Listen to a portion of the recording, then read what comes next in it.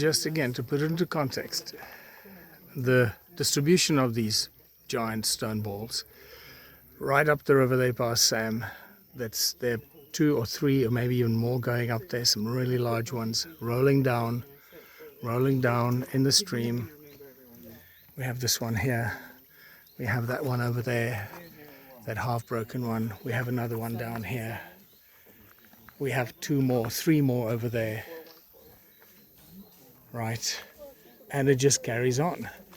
There's some right under this bridge, there's one right here, and there's more further down the stream as it goes, and you can see some people lying on some of them further down there. It is quite amazing just to see the distribution of these balls in a little stream like this, suggesting that they must have come from a concentrated area up this mountain, up this hill, and at one stage they must have all been very closely packed together to all come down the same stream. Otherwise it doesn't make any sense.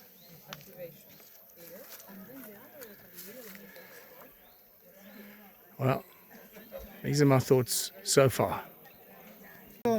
Okay, so we finished our little journey down in the ravine, and now we got a